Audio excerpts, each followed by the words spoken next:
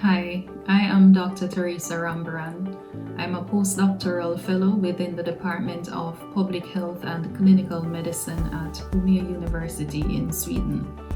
I grew up in rural Jamaica, and as a child, I was always quite fascinated by the fact that plants growing in my backyard could be used to treat several ailments. This fascination eventually led to my career choice, which is to evaluate the therapeutic potential of natural products via clinical trials. My research also focuses on the treatment or prevention of non-communicable diseases that are responsible for 70% or 41 million deaths each year globally.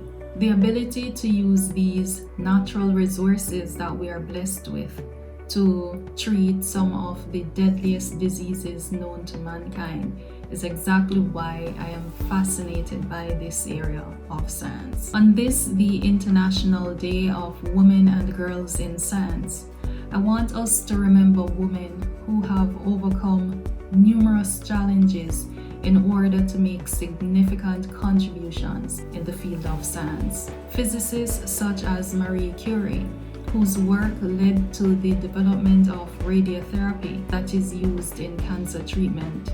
Chemists such as Dorothy Hodgkin, who after mapping the structure of insulin, provided treatment options for diabetics.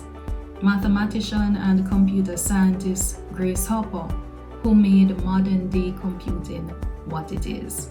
And if we look locally in Jamaica, we'll see the contributions of scientists such as Paula Tennant, a plant pathologist whose work to develop virus-resistant papaya significantly impacted the agricultural sector. Based on these stellar achievements, we see that the masculinity image that is usually associated with subjects such as chemistry, physics, and mathematics need to be forgotten. To the little girl who will wonder what a scientist looks like, I implore you to look in the mirror.